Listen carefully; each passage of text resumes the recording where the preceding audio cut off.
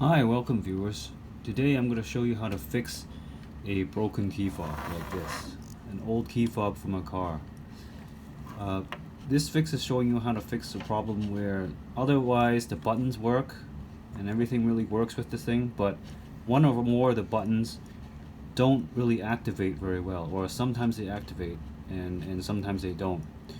Leading you to believe, oh, you're running out. You think maybe you're running out of batteries on the key fob, and you replace it, only to find out that yeah, it kind of works a little better, but it still doesn't really work 100%. So, first thing we're gonna do in this case is just open up the key fob. It's usually just a tab here that you pry open with the screwdriver.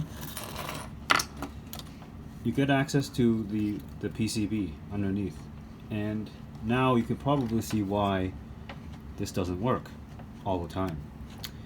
You notice here, this momentary button, it has a bad solder joint. So sometimes when you're clicking the button, over the years too many times, what can happen is that it's a bad solder joint, it'll just migrate off that pad, and the electrical connection will degrade, and the button will sometimes make contact, sometimes not. So I can show you how to fix that. So step one, what we're going to do is just going to heat up a soldering iron, and we're going to just heat up this last leg that it's attached to and try to get this button off the PCB. Okay. What I didn't show you off screen was that I primed the soldering iron tip with a little bit of solder to help the heat travel from solder iron onto the pads there. It is important not to pull with the tweezers. It's just that when you feel the soldering heating up and the pads melting, gently tug on it, but do not pull, or else you'll rip the pads and it'll be very hard to fix.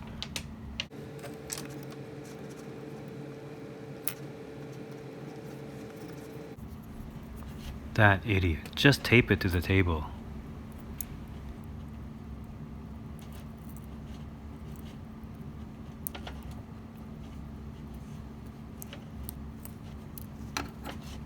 Now that you got this thing off, all we're going to do is we're going to take some solder and retouch these 4 pads with fresh new solder. Just enough so that it's nice and shiny. Okay. We're just going to retouch these 4 points with some new solder. Now I've already put some solder in here. I lost the footage of me putting it on, but you see it's not very shiny at all, right? What we're going to do is put a little bit of flux on that, and I'll retouch it with this hot iron, and it should clean these points right up.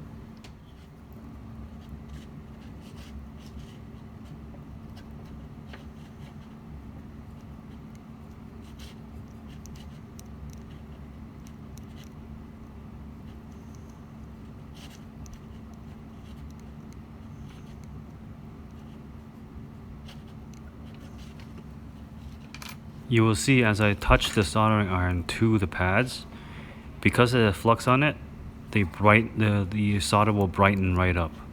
But because I use lead-free solder, it will never be very shiny.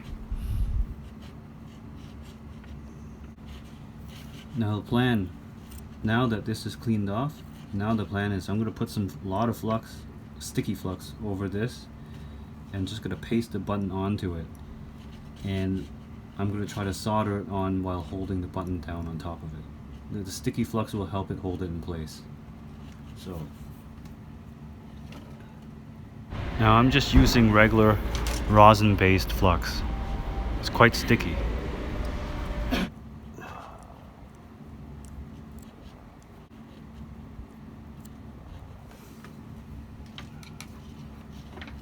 going to paste it in place.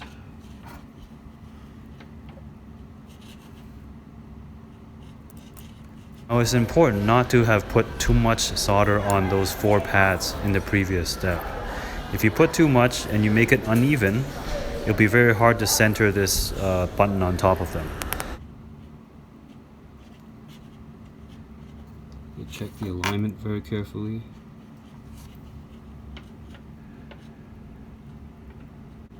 While I fiddle with the alignment for the next while, you're probably watching this video because your car is very old like mine. In fact, being able to fix this button will mean the difference between you being able to use your car and not. Let's face it, you're probably not going to go to the dealership and order another key fob, which probably will cost somewhere in the hundreds of dollars for your old car. So congratulations for trying this, and congratulations for being here. If you like this video, that actually looks please okay now. like and subscribe. You can either use a hot air gun, and you can heat the area up, and the solder will draw the legs back, will draw the legs into place. But if you don't have one, you can still use an iron. You just need something to hold it, like this on top, and put the hot iron on the legs. So the bigger the iron, the better for this, right? Because you can touch the two sides at the same time and hold it in place. I'm just going to do one side at a time. Okay? Now off screen, I'm just preparing my soldering iron tip. I'm getting the tip hot enough and also to have a little thin layer of solder melted across the tip. The hot solder will help act as a heat bridge to transfer the heat onto the flux on the board and melt the solder on the pads. What is important here is that you're holding down the button as you're soldering and slightly after you're soldering, because the metal, the hot molten metal, will start cooling, and if you don't hold down the button, the molten metal will cool on one side and draw the button upward. And that's it. It should be fixed. You see the legs? The legs are bonded now. The flux and the solder help draw it in. And this should work. We can go give it a test. See the legs? Magic here is that the terminals on the button are bonded to the pads below, because the flux helped the heat travel into the pads even though we could not directly touch the pads.